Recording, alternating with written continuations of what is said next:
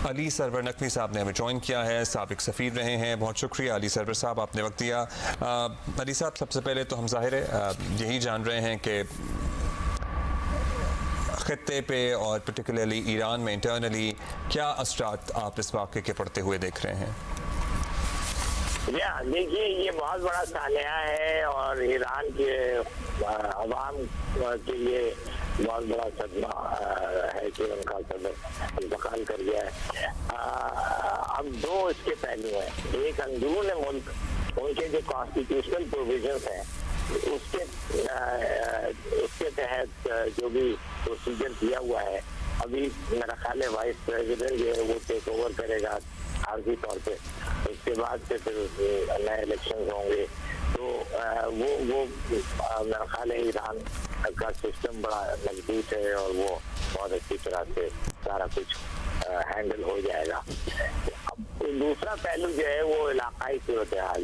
मैं समझता हूँ कि ईरान का जो इस वक्त जो ये सामना है और सदर का जाना है, वो अव्वल तो पाकिस्तान के लिए एक हद तक अफसोस का मौका है, खास तौर पे क्योंकि ईरान के सदर ने पाकिस्तान का दौरा किया था और वो पाकिस्तान ईरान बाहमी ताल्लुकात को फरोग देना चाहते थे और ये ज़ाती ख्वाहिश थी।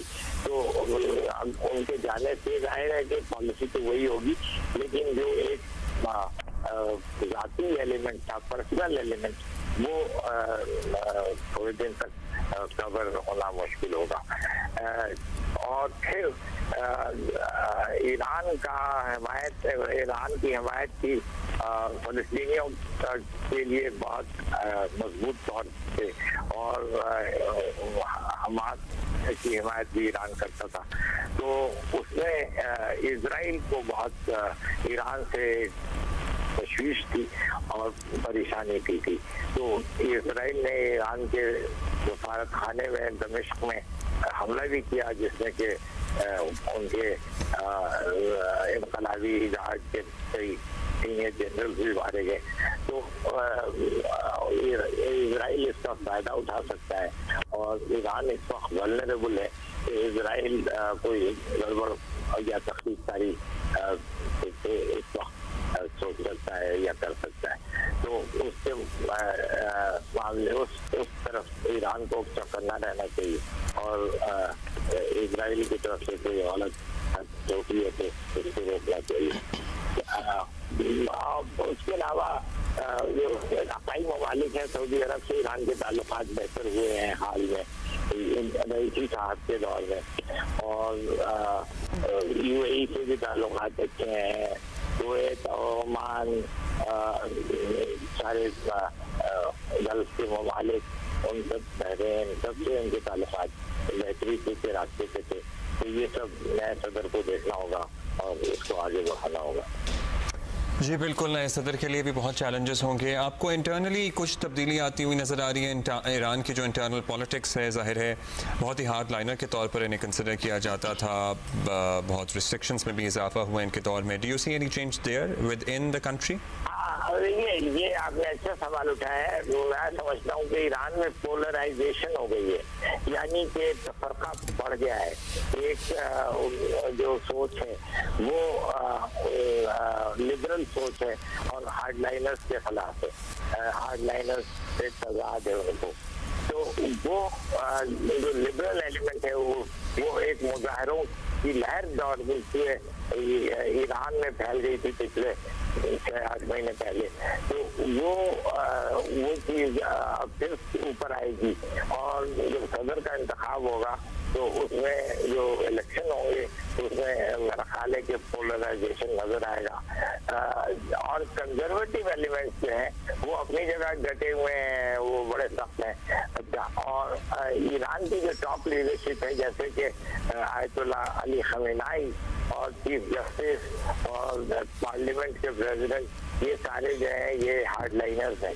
तो हार्डलाइनर्स एक तरफ है और यंग और लिबरल लोग एक तरफ है, दूसरी तरफ है। तो ये भी एक कॉन्ट्रडिक्शन है और इससे जल्द मेरा ख्याल है कि कोई मसला खड़ा हो सकता है। लेकिन ईरान के सिस्टम को चाहिए कि इस चीज़ को कंट्रोल कर ले। जी बिल्कुल, मसला खड़ा भी हो सकता है क्योंकि एज सच अगर देखा जाए ये तो एक हादसा हुआ है जो कि बिल्कुल ही अनएक्सपेक्टेड था, और इसके अकॉर्डिंग टू ईरान की कॉन्स्टिट्यूशन 50 दिनों में अगला इलेक्शन जो है वो होना है। अब 50 दिन is not a lot of time जिसमें दोनों साइड्स जो हैं हार्डलाइनर्स और लिबरल्स वो अपनी कैंपेनिंग भी करें। ऑलरेडी एक माहौल जो है वो एक मुल्क का वहाँ बना ही हुआ है।